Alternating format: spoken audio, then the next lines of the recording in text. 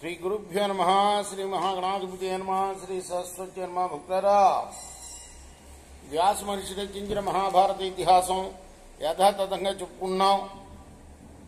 ప్రభాత పూజలు కాగానే ఇతిహాసం చెప్పుకోవాలనేది శాస్త్రం. దాని ప్రకారం మనం రోజు కూడాను ఈ భారత ఇతిహాసాన్ని చెప్పుకున్నాం. ఇందులో భాగంగా నిన్నటి వరకు ఆది సభారణ్య విరాట ఉద్యోగ భీష్మ ద్రోణ కర్ణ శల్య సౌప్తిక స్త్రీ పర్వాలనే 11 పర్వాలు పూర్తి చేశాం. 18 పర్వాల్లో 12వ శాంతి పర్వంలో ఉన్న 6 అధ్యాయాలు పూర్తి చేశాం. ఈ రోజున 7వ అధ్యాయాన్ని చెప్పుకుందాం. చెప్పుకునే ముందు వ్యాస భగవాను ప్రార్థన చేసుకుందాం.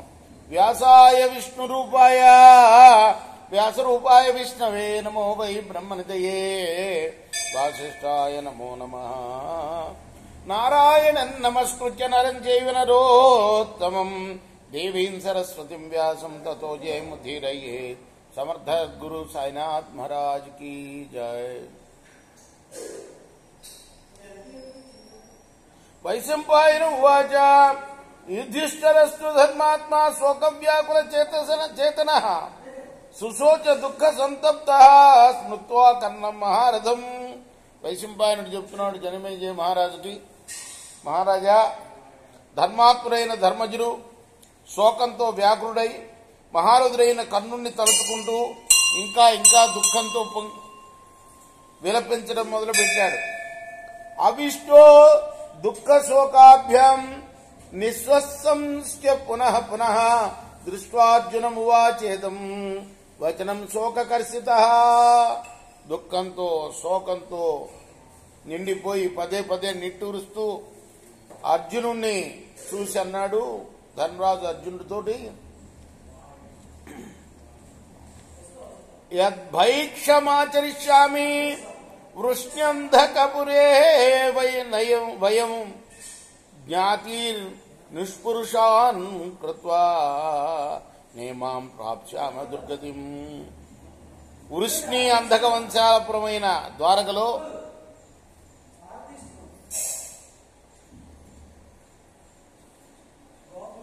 భిక్షమెత్తుకొని ఉంటే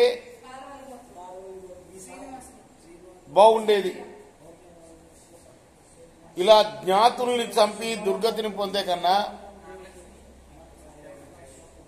ద్వారకలో భిక్షమెత్తుకుంటే బాగుండేది. అమిత్రాన సమృద్ధార్థ ఉత్తార్థ కురవకిల ఆత్మానత్మన హత్వా కింధర్మ ఫలమాత్మ.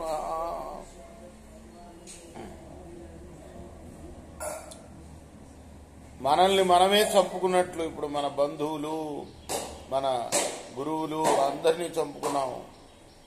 ఇంకా ధర్మం ఎక్కడిది? ధర్మఫలం ఎలా పొందుతాం మనం అర్జున? మన శత్రువుల కోరిక తీరిందయ్యా ఇప్పుడు. ధిగస్తు క్షాత్రమాచారం ధిగస్తు బల పౌరుషం ధిగశ్చమర్చం ఏనేమాం ఆపదంగవితావయం. క్షత్రియుల ప్రవర్తన, పౌరుషము, కోపం ఎందుకు పనికిరావు. వీటి వల్లనే మనకి ఆపద వచ్చింది. సాధుక్షమాతమః శౌచం వైరాగ్యం చాప్యమత్సర అహింసా సత్యం వచ్చం సత్యవచనం నిత్యాని వనచారిణం. శమం, దమం, శౌచం, వైరాగ్యం, మాత్సర్యం లేకపోవటం, అహింస, సత్యవాకు, ఇవి వనవాసులకు నిత్యము ఉండవలసినవి. వయంతు లోభాన్ మోహాశ్చ దంభం మానంచ సంశ్రిత ఇమామవస్థాం సంప్రాప్త రాజ్యలాభభుత్సయ. మనం లోభంతో, మోహంతో రాజ్యాన్ని అనుభవించాలనే కోరికతో, దంభాన్ని, అభిమానాన్ని ఆశ్రయించి ఈ దురవస్థ పాలయ్యాం. త్రైలోక్యస్యాభిరాజ్యేన నాస్మాన్ కంచిత్ ప్రహర్షయేత్ బాంధవాన్ నిహతాన్ దృష్ట్వా పృథివ్యాం విజయేషిణ. బంధువులందరూ చనిపోయినట్లు చూసి కూడా భూమిని అంతటినీ జయించాలనే కోరికతో ఉన్న మనల్ని ఇప్పుడు ముల్లోక రాజ్యాధిపత్యం ఎవరన్నా ఇచ్చినా కూడా సంతోష పెట్టలేరు. తే వయం పృథివీ హేతో అవధ్యాన్ పృథివీశ్వరాన్ సంపరిత్యజ్య జీవామః హీనార్థ అత బంధవ. ఈ భూమి కారణంగా అవధ్యులైన రాజుల్ని కూడా చంపి అందరినీ వదిలి బంధువులు పోయిన దరిద్రుల్లాగా జీవించుదాం మనం ఇప్పుడు. ఆమిషే కృజ్యమానానాం అశుభం వైసునామివ ఆమిషం చైవనో హీష్టం ఆమిషస్య వివర్జనం న పృథివ్యా సకలయా న సువర్ణస్య రాశిభిః న గవాస్వేన సర్వేణ తే చాజ్జా చ ఇమే హత కామమన్యుపరీతాస్తే క్రోధహర్ష సమన్వితా మృత్యుయానం సమారుహ్య గయితా వైవస్వతక్షయం బహు కళ్యాణ సంయుక్తా నిత్యంతి పితరః సుతాన్ తపసా బ్రహ్మచర్యేన సత్యేన చ తితిక్షయా ఉపవాస్తథైతేచ్చాభిః వ్రత కౌతుక మంగళై లభంతే మాతరో గర్భాన్ మాసాన్ దశ చ బిభ్రతి యది స్వస్తి ప్రజాయాంతే జాతా జీవంతి వా యది సంభావితా జాత బలా చేతదుర్ యది న దుఃఖం ఇహ చాముత్ర చైవేతి కృపణాఫల హేతవా యథా సామ్నే యథా పుత్ర యువానాం మృష్టం కుండలా తాసామయం సముద్యోగ నివృత్త కేవలోఫల అభుక్త్యా పార్థివోన్ భోగాన్ రుణాంజన అపహాయ చ పితృభ్యో దేవతాభ్యశ్చ గతా వైవస్వతక్షయం.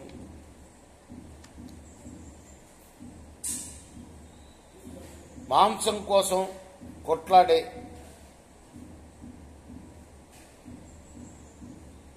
కుక్కలకి అశుభం కలిగిస్తుంది. అలానే మాంసం వంటి రాజ్యం మాకు ఇష్టం కాదు, దాన్ని విసర్జించడమే నాకు ఇష్టం అంటున్నాడు ధర్మరాజు అర్జునుడితోటి. భూమిని అంతా ఇచ్చినా, బంగారు రాశులు ఇచ్చినా, గోవుల్ని గుర్రాలని ఇచ్చినా మన చనిపోయిన మన బంధువులు తిరిగి రారు కదా.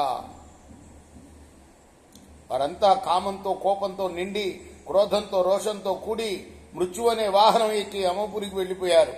తమ పుత్రులకు ఎన్నో శుభాలు కలగాలని తల్లిదండ్రులు కోరుకుంటారు. తపస్సు, బ్రహ్మచర్యం, సత్యం, సహనం మొదలైన వాటితో పుత్రులకు సద్గుణాలు కలగాలని కోరుకుంటారు. ఉపవాసాలు, యజ్ఞాలు, వ్రతాలు, కౌతిక మంగళ కృత్యాలు మొదలగు వాటితో గర్భం ధరించి తల్లులు 10 మాసాలు మోస్తారు. చక్కని సంతానం కలుగుతుందో లేదో అని, చక్కని ఆయువుతో జీవిస్తారో లేదో అని, వారు తమకు ఇహపర సుఖాలు కలిగిస్తారో లేదో అని తల్లులు కోరుకొని ధీరంగా బతుకుతారు. మేలిమి బంగారు కుండలాలు దాల్చిన యువకులంతా ఇహలోక భోగాలు అనుభవించకుండా పితృణం దేవరుణం తీర్చుకోకుండానే చనిపోయారు. దీంతో తల్లుల కాంక్షలు నిష్ఫలాలైపోయాయి. యదేషామంబ పితరౌ జాతకామా ఉభావసి సంజాత ధనరత్నేషు తదైవ నిహితా నృప సంయుక్త కామమన్యుభ్యాం క్రోధహర్ష సమంజస నతి జయఫలం కించిత్ భోక్తారో జాతు కర్హిచిత్ పంచాలానాం కురూణాం చ హత ఏవ హి ఏ హత నతే సర్వానయన్ లోక పశ్యేచ్ఛేనైవ కర్మణ వయమేన్ వాస్య లోకస్య వినాశే కారణం స్మృత ధృతరాష్ట్రస్య పుత్రేషు తత్సర్వం ప్రతివత్స్యతి సదైవ నికృతి ప్రజ్ఞా ద్వేష్టా మాయోపజీవన మిథ్యా వినీత సత్వం అస్మాస్వనపకారిషు న సకామా వయంతే చ న చాస్మాభిర్నతైర్జితం నతైర్భుక్తికేయమవని అవని నార్యో గీతబాధితం.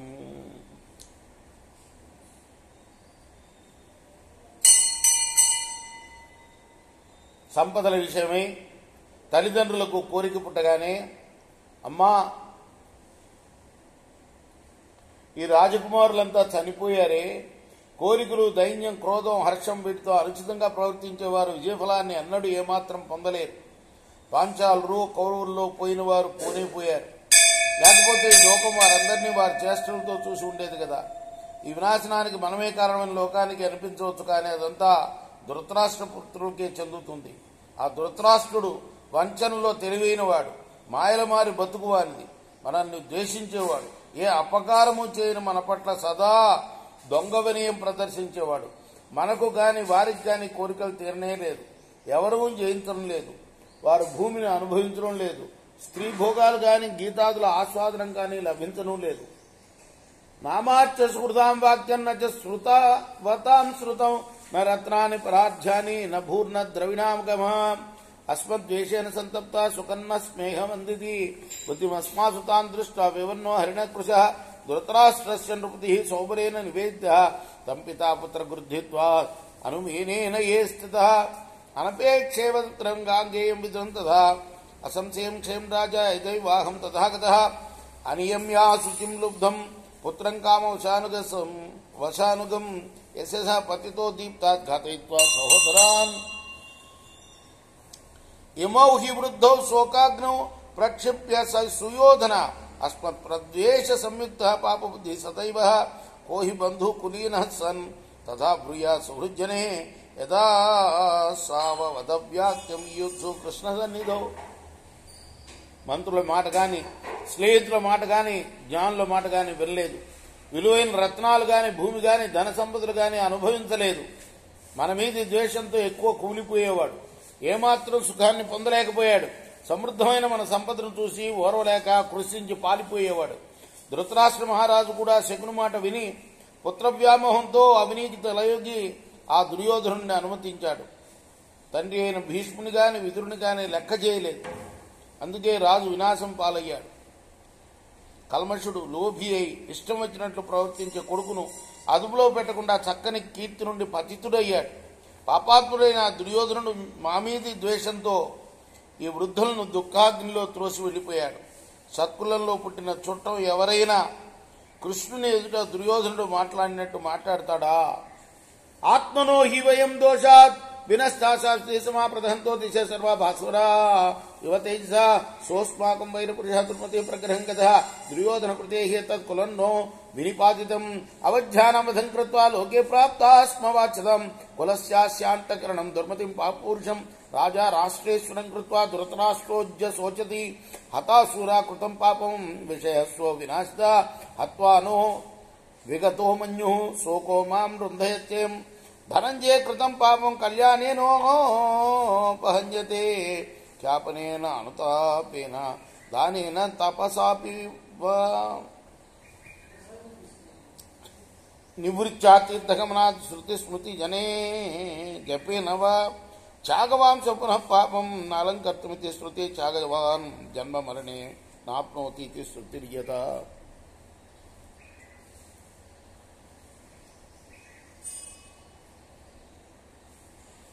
దిక్కులని వెలిగింపగలిగే తేజస్సు ఉండి కూడా మనం అతని యొక్క దోషంతో ధృతరాష్ట్రుడి యొక్క దోషంతో శాశ్వతంగా నశించిపోయాం.